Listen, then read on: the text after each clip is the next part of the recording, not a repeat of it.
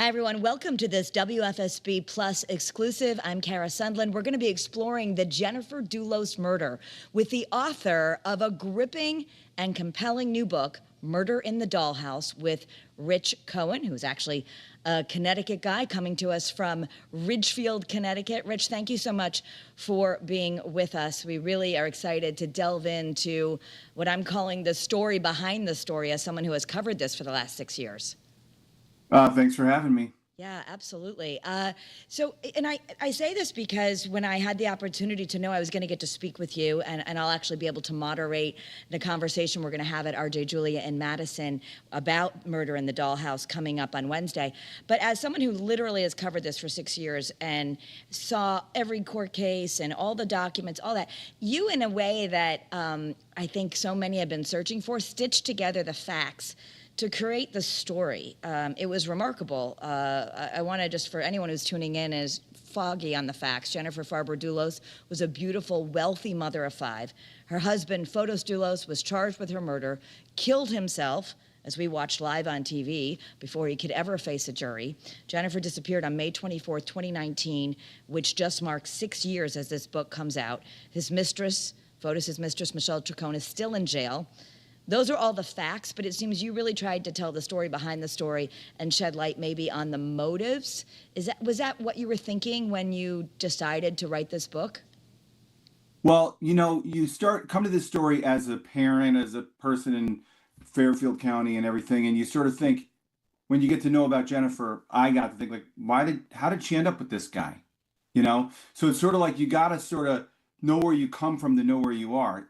And on the surface of it, this would be like, if I went to their wedding, I'd be like, why is she marrying him? I mean, she just had so much going for her and was such a brilliant person. And her life just seemed like a mystery to me. So I tried to go back and talk to everybody I could and try to understand how she ended up with Fotus Dulos, how he ended up with her, and how the sort of seeds of the really bad thing that happened, which is he killed her in her garage in New Canaan, how that was in the relationship, from the beginning, that there was something not quite right about the relationship. Yeah. And in fact, I think you're a unique person to be able to tell this story, because this Fairfield County, New Canaan, the society that she belonged to, Jennifer Dulos belonged to, is a character in this book. And yet you also experienced and knew so many of the same people that Jennifer did. So you Right. you really could understand and I think did a great job of trying to explain to the world what this world of Connecticut's Gold Coast and wealthy New York, and how that played a role in everything. Well, so interesting. I feel like I totally understand her because our worlds overlap, and also because she's so familiar to me as a type of person. I say, like, my own sister. So I'm from outside of Chicago, and I had these sort of very wealthy New York cousins, and I sort of feel like that's the closeness. It's like, I see her, we're the exact same age, born about a month apart. When I really got into her history and where she had been, I felt like it was a mirror of my own experience, both coming out of college, trying to be writers in New York, having some success, and then all the decisions you have to make about family, where you're going to live, a fear of leaving New York and going to the suburbs, and then trying to adjust. I mean, remember when I first moved from Manhattan to Ridgefield, somebody said it would take me 6 years to feel completely comfortable. It didn't take that long, but you could see her making all these struggles that are completely familiar. And I feel like it gave me an insight. And one of the things I wanted to do was, when I spoke to somebody who'd been a very serious, good friend of mine and had been a serious boyfriend of hers, like almost got married, he said the thing that drove him nuts about the newspaper stories were that she was turned into kind of a prop, or just like a victim. And what was lost in all of that was Jennifer as a person, as this kind of brilliant writer and very complicated person. So I tried to write the sort of a true crime book that was different, in that it was really more about the victim than the killer. Everybody loves to write about killers. I get that, because that's the question of evil. There's charismatic. Fotus Dulos was really interesting, great looking guy. But I really wanted to focus on her so she wouldn't be defined by sort of the worst day of her life. And I had this friend of mine in mind. So that's when I went back and I sort of felt like you could see her whole story and you can understand how it's all of our stories. It just that it takes a terrible turn, but she had bad luck and it could happen to anybody, really. It's a terrible thing that happened. Yeah. In fact, in order to understand their relationship and ultimately the horrible way that she died, you go back to the very beginning when she's a child playing with her dollhouse. And the title of the book is Murder in the Dollhouse. Explain why you called it Right. that. Well, my father has this thing, he says, we're all captives of the pictures in our head. And I feel like from when she was a little girl, she developed this vision of what the perfect family life was. And she was obsessed with dollhouses and her dollhouse, where she built the perfect life, the perfect mother, the perfect father, a certain number of kids with certain names. She idealized all this stuff. And then she tried to go out into Farmington and build it in real life. And the fact is, it was a fantasy. It was never going to be real. So, sort of the murder in the dollhouse is the real world invading the fantasy. And it just shows you, like now, after reporting this story and working on the book, I look at all these beautiful houses and I think, you don't really know what's going on in any of these houses. And you don't know what struggles I mean, one good thing for me that I try to learn is like you should have sympathy with everybody you meet because you don't know what they're going through. Could be this. You know, obviously, Fotus even died, killed himself, claiming he was innocent. You go and you interview psychiatrists and legal experts and don't so much say he's definitely a psychopath, but they pretty much say he's a psychopath, checking off all the boxes of even the scales to become a psychopath. Right. Do you think Fotus Dulos was a psychopath? Well, it's interesting because one thing that drove me crazy is he seems like a guy you can almost sympathize with at various points. The divorce court, they had this long contentious divorce. It was brutal on him. It was brutal on her. It often seemed like he was getting a raw deal. And then he does this thing. And it's not like they had a fight and something horrible happened and in the heat of passion, he hit her and she hit her head and she died or something, which would be bad enough. This is a cold-blooded, planned thing where he tried to hide his tracks, build an alibi, and everything else. So I thought, is anybody capable of that if pushed far enough, if in a bad enough situation, or are they different? Different kind of person. And I reached the conclusion that they're different. So when I spoke to these psychiatrists, the word psychopath is so loaded, but psychopath, it's not like the guy from the Halloween movies or something.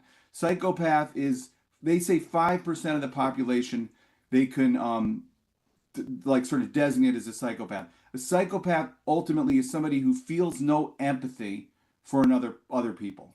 There's only him. And he sees other people, and to me this is also a good definition of evil, as objects. An object that can either fulfill his dreams, which is what Jennifer was because of the money she got from the family, or an object that gets in the way and must be disposed of.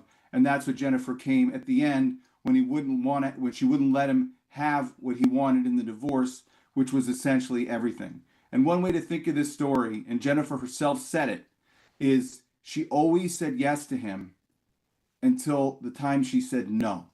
And the time she said no set off this chain of events that ended in her death. Wow. I know everyone wants to know, and I'm going to ask that question, but I want to refresh people and all the information you gathered and the incredible storytelling, this gripping novel. You do wait to the end to tell us what you think might have happened to her body, which we'll get there. But first, let's talk about, as they were having this horrible divorce, I don't know that people realized how bad it was, but also Jennifer's father died, and Hilliard was this huge protector. He kept her every bit of money she needed. He gave her town cars, private schools, Ivy League. She never interacted in quote unquote the real world. So you talk about that as soon as she disappeared, one of her closest friends said her father must be dead, that had known her. Right. And I know that Gloria has felt that too, that he was her protector, Gloria, her mother. Talk about what was happening and Hilliard dying and how that's an important shift. Okay, first of all, I'd like to apologize for my dog. I love your dog. It's okay. Very lovely dog, adorable dog. walking back and forth. So I'm sorry about if that's Yes, distracting. that's okay. Okay. Okay. So, yeah, there wasn't only one person that said that. Many people said that this wouldn't have happened if Hillard was alive. Hillard was her protector. He would have known how to dealt with Fotus Dulos or deal with him, which is he would have sort of paid him off and made him go away. And realize when you're dealing with somebody like this, the thing you want to do is break off everything and get as far away as possible. And Hillard died. Gloria came into the picture and did what anybody would do, which is what I would do, which is they'd given this guy all this money to set up his business, which was kind of like looked like a big profitable contracting home building business, but was completely bankrolled by his father-in-law. So they had loaned him this money, and she tried to take that money back and went to court. And here's this guy. He's cheated on her daughter at least once. He's making crazy demands. And of course, you want that money back. So, but that was one of the financial pressures on him. And the belief is that Hillard Farber would have done differently. Now, everything I know about Hillard Farber is he was the great father, the person you want as your father, very successful, very loving, very powerful guy. But it's a kind of a lesson, which is you can overprotect your kids. And this is somebody who traveled around New York by town car, sort of was taken care of in every way. And in a sense, you get out into a situation where you're with a really bad person, like I think Fotus Dulos ultimately was, and you don't recognize it because you haven't had a lot of contact or experience with people who are just kind of using you. And I think also Jennifer, who might have been a little more careful, she lowered her guard for two reasons. One is she really wanted to have a large family, and she was like getting to her mid 30s and was like running out of time. And there's not as many people out and about on the sort of single and available to do that. And two, she went to Brown with him, and he'd gone to Brown and Columbia, and he was very good looking. So she kind of lowered her guard, I think, because she felt like she already knew him because he'd gone to all the same schools. So it's like he checked off all these boxes. But she had this quote that chilled me that she wrote kind of at the end of her life. She was writing about how she should have married this guy she dated in college. And she said, but you never know the right thing until you have the wrong thing. Right. She was terrified by the end of it. You talk about she was a shell of herself, 110 pounds, gaunt, really exhausted. Yet she had, as they were going through this divorce, she really believed in the sanctity of marriage, in the dollhouse, in the fantasy. She was trying to save the marriage. We learned through your writing that Fotus didn't like therapy. He didn't like psychiatrists. He definitely didn't like Jews. And if they were going to see a psychiatrist, it had to be someone who was not a Jew, which is interesting because Jennifer Dulos was Jewish. But all of this stuff we learned about Fotus, about what was going on in his head. But ultimately, it doesn't work. Like, she's trying to save the marriage, and then he moves Michelle Troconis into their home, essentially. Yeah. Well, so it's very hard for her to give up in this marriage because she had this fantasy since she was a little girl playing with her dollhouse, and now has 5 kids. She had 5 kids in 7 years. That's hard. I mean, you're never fully rested. It's hard. It's hard on any marriage. I mean, and now she's got to sort of not only give up on the marriage, but give up on the whole fantasy, which is how she defined herself. And that's sort of an impossible thing to do. And she did it. It took a lot of strength. She did it. And I believe there was a lot of people that she knew in the 90s that she sort of stopped talking to. People that she knew from the playwriting world. She was back in touch with them. She was started putting her life back together when this happened and he was lying in wait in the garage. So yeah, and then here's the weird thing if you think about it, which is she at the end was talking about this guy she dated in college who filled the sort of fantasy too, as she should have married him. That was probably also a fantasy. It's like real people aren't really like that, and real life is much more messy than the fantasy. And that's that's like a coming of age thing. Yeah. And as far as Fotus, and I think Fotus, his issue with Jewish people was that he thought that they were all ganging up against him. He had a real persecution complex. So, like when somebody cuts you off in traffic, some people get very, very mad. But then you think, well, it's not a personal. The person doesn't know me. that's just somebody that's a bad driver. He's the kind of person who would think that person was out to get him. That's what I think. Yeah. So basically, he thought anybody who was Jewish, they'd all be working in cahoots against him. He was also very, you'd call him a male chauvinist. And he really thought men should make all the decisions.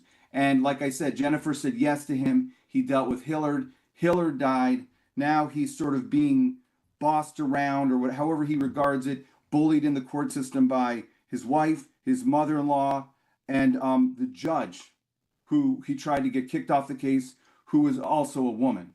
So I think for him, in addition to everything else, the whole divorce process was emasculating. And something crazy that happened in the case of the court case that I didn't even really know until I started reporting it is at some point he fired his lawyer, made himself his own lawyer, and was allowed, and it never should have happened, to put Jennifer on the stand and interrogate her himself, cross-examine Jennifer on the stand, and then go up on the stand and cross-examine himself.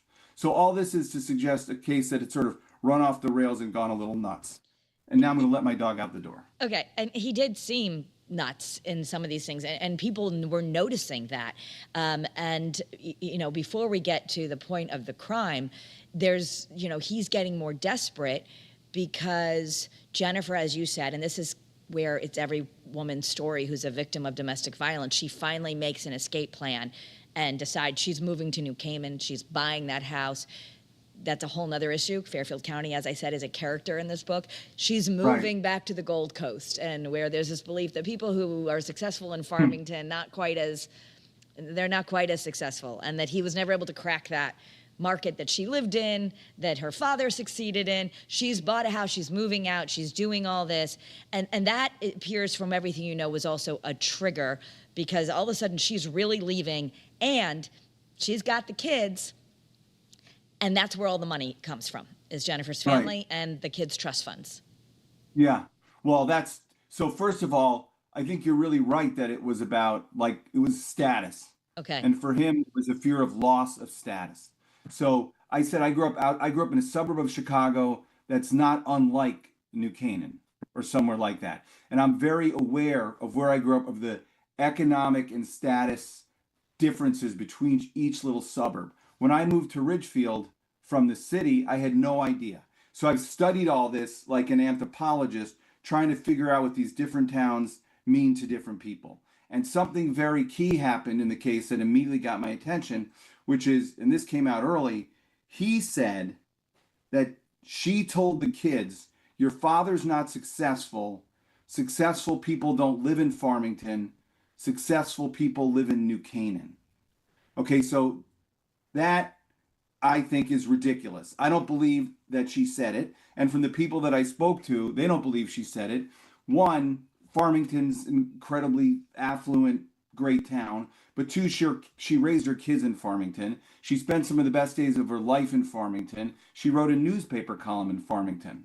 She moved to New Canaan, not because it was more affluent, but to get far away from him. Mm-hmm. But I do believe that he believes she said it because that's projection. That's his own insecurity projected onto her and how the kids are going to see him, because he always had the dream of getting his contracting business into the sort of Gold Coast, because that's where the real money was, and he was never able to do it.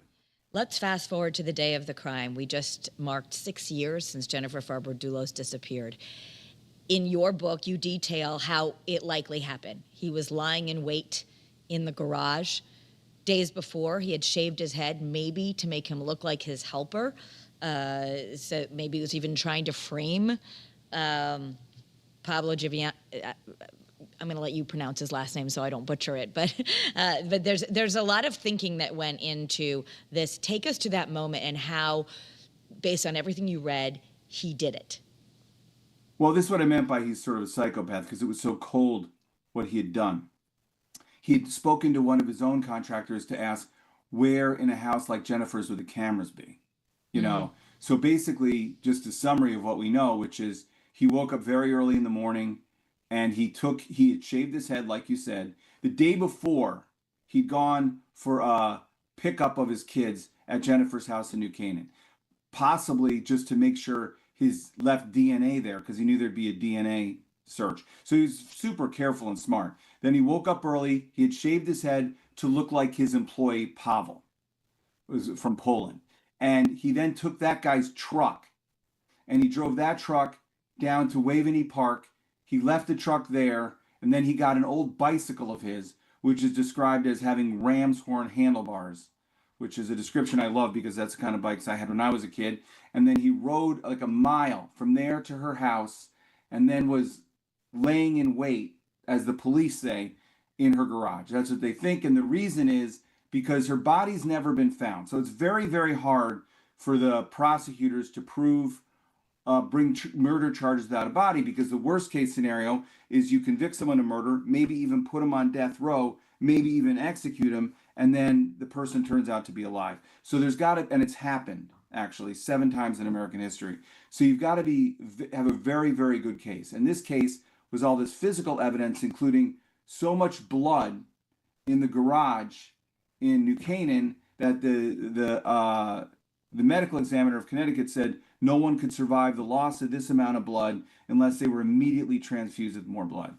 So then he seemingly took her body, put it in her own car, brought it back to Mawhinney, Chevy Suburban, her Chevy Suburban, and then left it backed up against a tree in reverse. So it looked like somebody had opened the door, pulled her out, and dragged her into Mawhinney Park, maybe in a random thing. I don't know. So, and then he thought that's where they would look and he would be gone.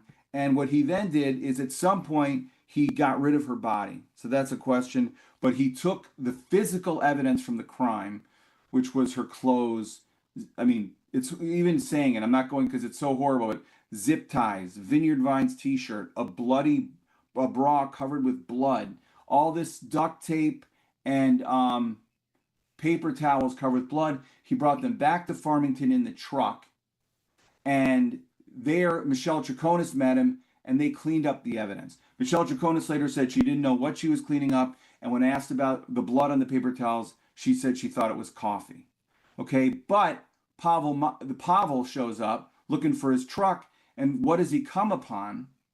He comes upon Fotus and Michelle having sex against the door of the car where Jennifer's body would have been a few hours before. And then they take all this garbage and they bring it to Albany Road in Hartford, which is kind of a bad blighted area.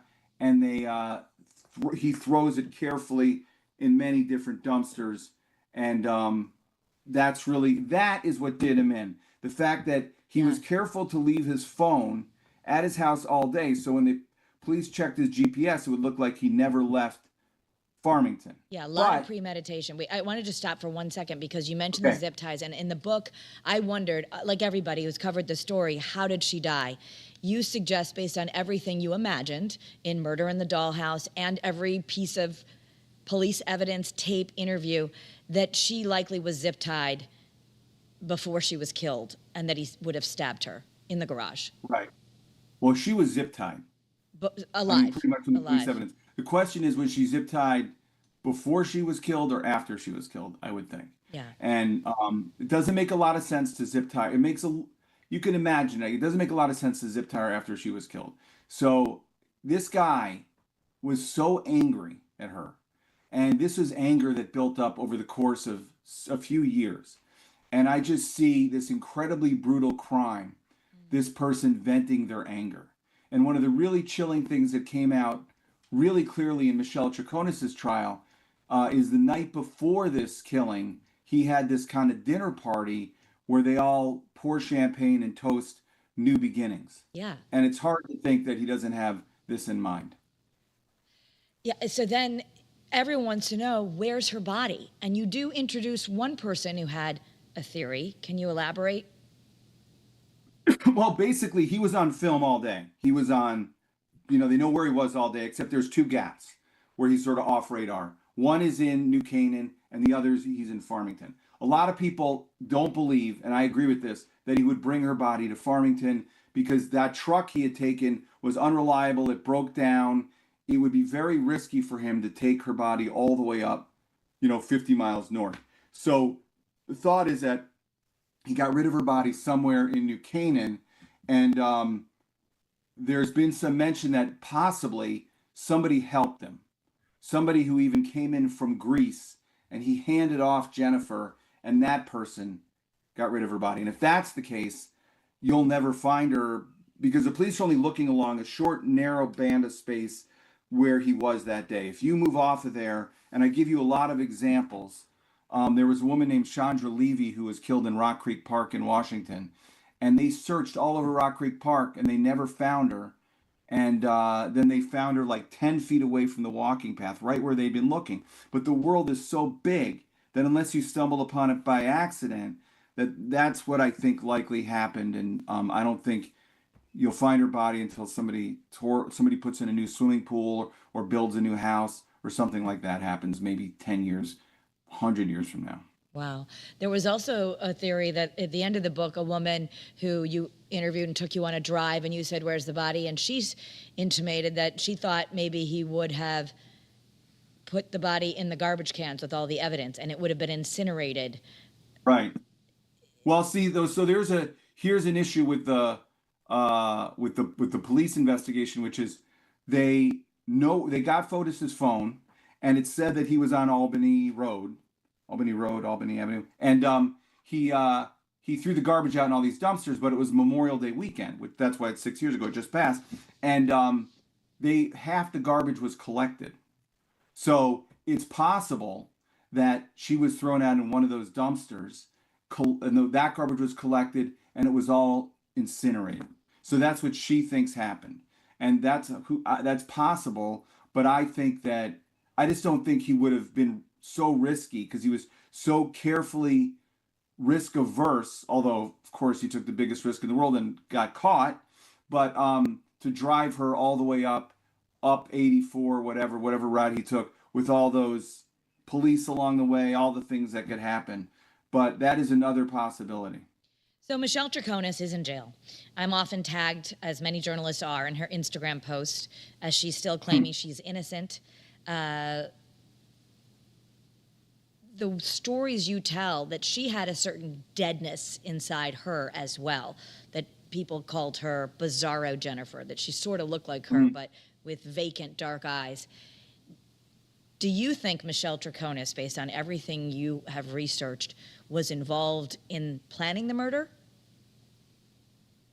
I don't know. And I don't know that, and I believe she probably doesn't know where Jennifer's body is, or she would have said, because it's the one chip that she could play. I think she knew about it. And I think there's even a possibility that she would have said to Fotus, like, you deal with this or I'm out of here. Not necessarily saying you kill Jennifer, but you deal with this, because it was affecting her life too. But I had some doubt about her guilt, and I saw the trial like you did, and I went to the trial in Stamford, and I came away from that trial thinking this person is guilty. I have no idea. The case was so strong. There's so much evidence, and just the way when she was interrogated, and you've seen these, I'm sure, she's lying all the time. And what happens is the police withhold information, like good police will do, and then she'll lie about something, and then the next time they see her, they'll tell her, we know the truth, and then she'll change her story to include the lie. And she kept doing that. So to me, there's a thing in the old movie The Producers, where the jury brings back its verdict and they say, how does the jury find? And the jury foreman says, we find the defendant incredibly guilty. So that's the sense I got. I don't know about you. I was stunned by at the time I was interviewing local defense attorneys, people thinking maybe there's not enough evidence, she's not really tied to the crime, why wouldn't she just tell them if she was, all this stuff. And then when those closing arguments came and they stitched it all together, much like you did in Murder in the Dollhouse, you just looked at it and go, yeah, no, that can't be coincidence. And I think the prosecutors had a line like that of it's either completely to the point of crazy coincidence, or it's guilt and conspiracy. You get like it's coincidence or conspiracy, and it couldn't be that much. The jury concluded it couldn't be that much coincidence. The burning of everything. Right. Like, talk about the burning. People say, "Oh, what?" She says she was just lighting a fire because you do that in Argentina and it's chilly. But she burned 3 Right. times. So you intimate Also, in the book. she goes from where it's being cleaned up. She drives to the empty house and she lights a fire. And it's like, I forget. I have it in the book. I look. It's warm out. It's a summer. It's Okay, Memorial Day and weekend. she does this several times where we're supposed to believe she goes home and by herself lights a fire. But that's what I mean. That's the kind of thing where she would say something like, I never went to the house that day. And then they reveal this. And she'd say, oh, I just went to get some things. I forgot. And they say, you lit a fire. Oh, I just was cold. My hands were cold. So I lit a fire. That's how her story kept changing. And I'm a big believer in that every person is allowed 3 unbelievable coincidences per violent crime, but she had like 15. It just became very, very hard to believe. It was either that she was guilty or she was somehow still trying to cover up the crime for Fotus, which makes no sense. So to me, her best argument would have been, I was a victim just like Jennifer. When Jennifer started dating Fotus, she dated him 3 times before she did search the internet and found out he was already married.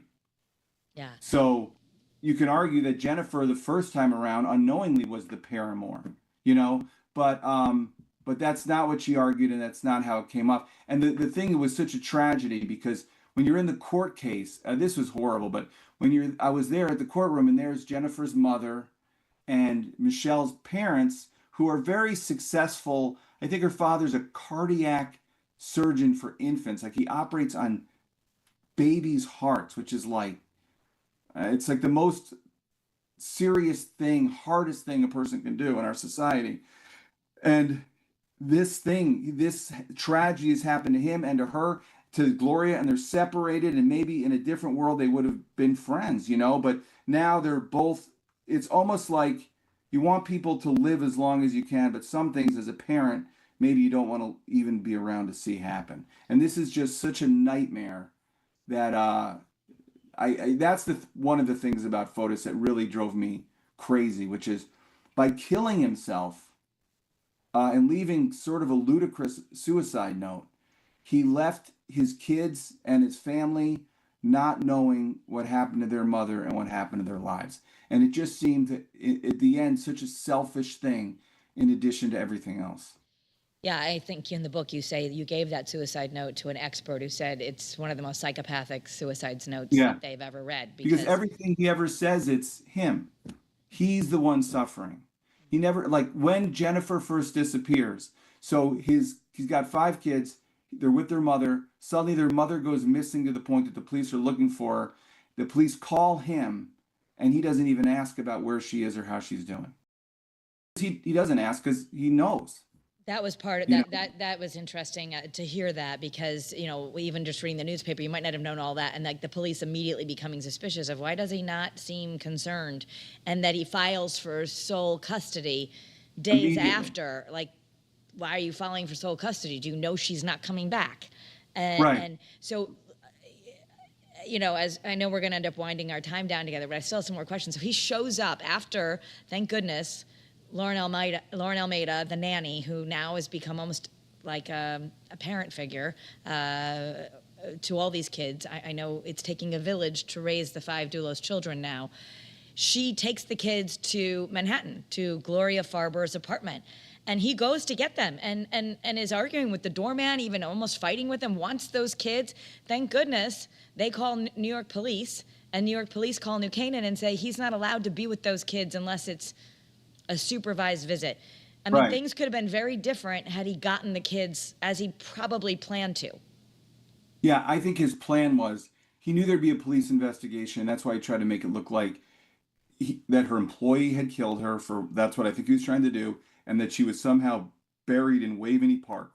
And until the police investigation really got heated up, he would go get his kids. He had a play date scheduled, and he would get on a plane and go probably to South America, where Michelle Troconis was from and where they skied in Argentina. So I think that he started to realize when the police got on him so quickly And then he had this first meeting at the New Canaan police station, and it went so badly. He realized he had like just a few hours to get the kids and get out, or he'd be stuck. And the NYPD, every now and then you read about the NYPD and you feel, yeah, the NYPD are good. Thank God for the NYPD. Yeah, that was I thought a crucial moment. The question that lingers in so many people: why wouldn't Michelle Troconis, after he kills himself, why wouldn't she just tell him everything she knows? Why wouldn't she help save herself? Or was it just too late? I think she thought that if they come up with a story and they stick to it, like everybody thinks in every cheap TV crime drama. They come up with a story and stick to it, then the police can't prove anything. And they wouldn't have been able to if he hadn't have taken his phone with him down to Hartford when he threw out the garbage, because that showed the police that he was in this neighborhood he shouldn't have been in. And then they got the security camera footage, which showed him dumping the garbage. If he had left his phone at home and had gone there without a phone, they actually wouldn't have had any evidence, and they wouldn't have been able to bring the crime. Now, one thing that when I spoke to all these psychiatrists that they agree to about psychopaths is they're very charismatic and they're very arrogant. They think they're smarter than everyone else. And that's the same reason he fired his lawyer and represented himself. He thought he was smarter and could do better than his lawyers. And that's the reason why I think he coached Michelle Troconis and he told her what to say, and he believed that he could outsmart the police. And he was constantly surprised by how much the police knew. And after they were arrested the first time, they couldn't see each other, they couldn't talk. And I think Michelle Troconis was just trying to hang on to the threads of this story they'd invented, and it was coming apart in her hands.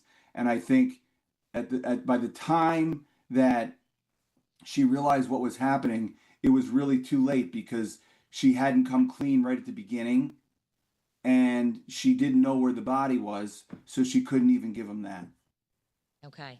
So you believe she probably doesn't. That's a big question. Does Michelle know? Or I only think she doesn't know, because I think if she knows, she would have said. Because if you've seen those interrogation videos that you've seen, she's broken. I mean, she's broken. She's sobbing. She'll say anything. And if she could say anything that she thought to save her life, she would have done it.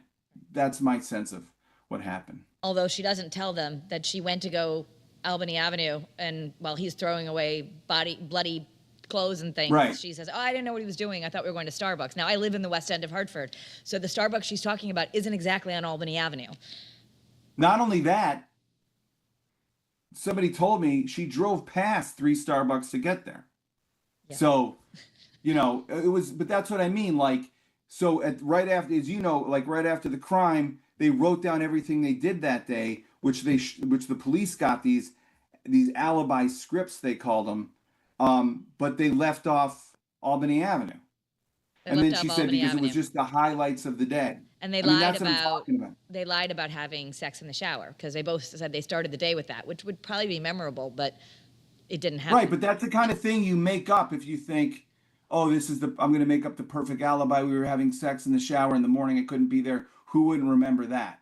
Yeah. So it's the kind of thing where you're too clever by half.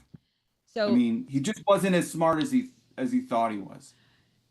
Interesting, yeah. And lastly, there's, as far as what's next, Kent Mawhinney was this shady attorney who is intimated in the book that he maybe also wanted to kill his wife, and that there was a grave with lime, a shallow grave with lime put in it at his gun club, and that maybe he and Fotus were meeting, and Fotus was trying to lure his ex-wife, and maybe they were gonna kill her at Jefferson Crossing at his home.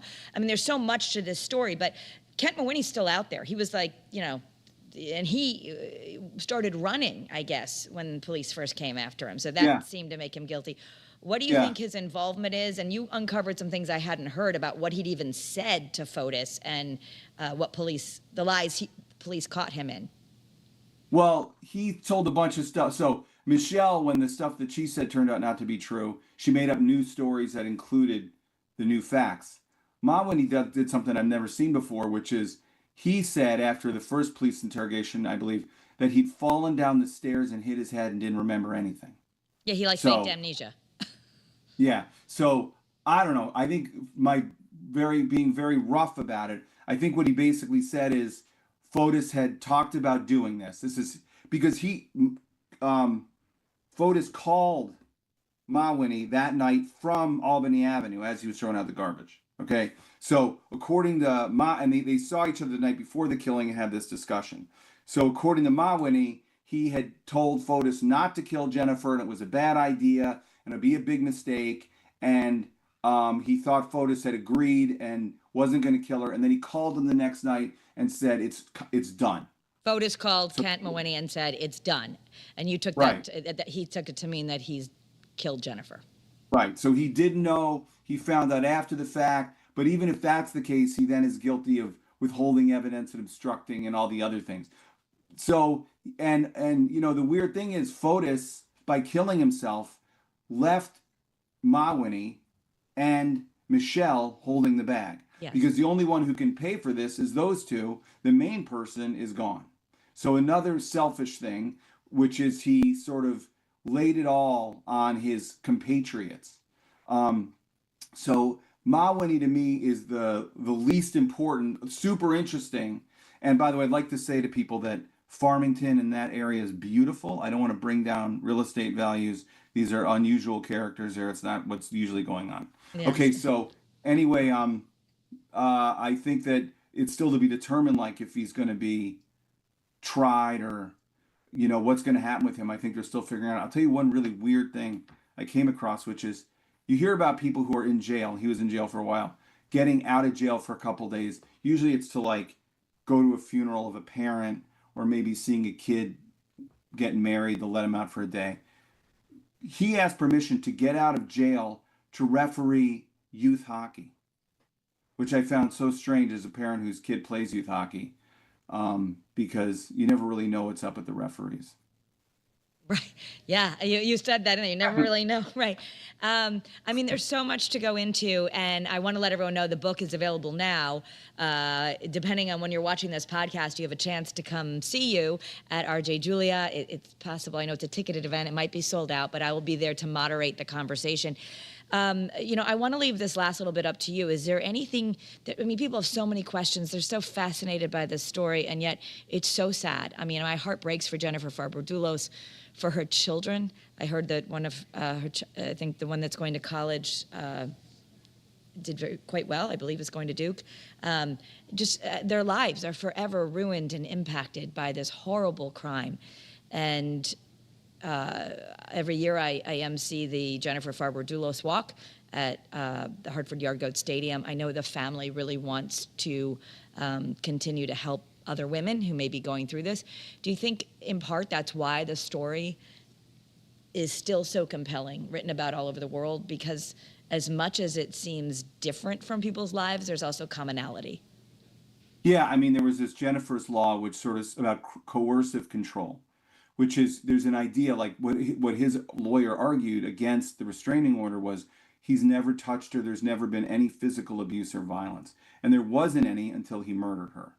So, but there was this coercive control where he controlled everything he did. He bullied her, he yelled at her, he sort of yelled her into submission. And then ultimately he showed her a gun and he basically threatened her.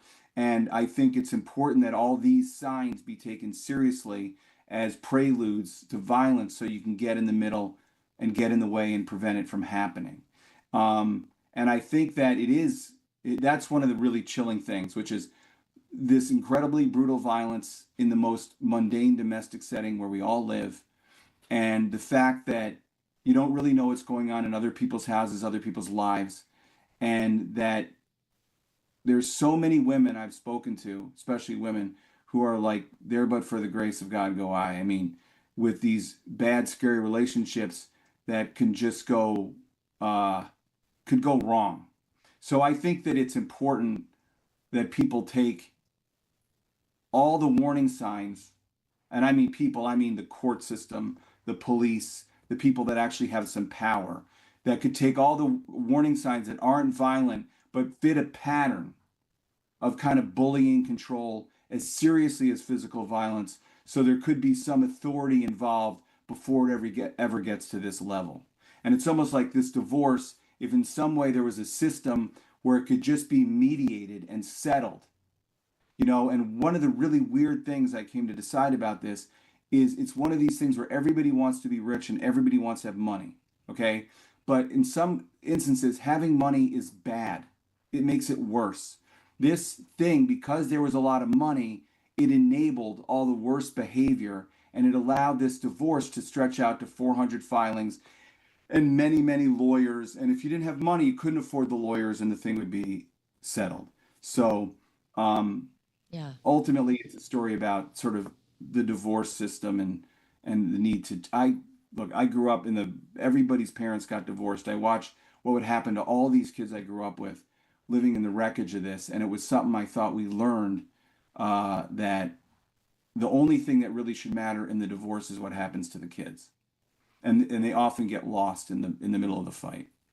You intentionally didn't write about the kids that much. You wanted to be respectful to Gloria, to the kids, Yes. to all the lives. I didn't. I didn't. Yeah, I didn't write about. My idea was to try to write about the kids only when there was no avoiding it because it was the object of the court fight, Yeah. and then only about what happened.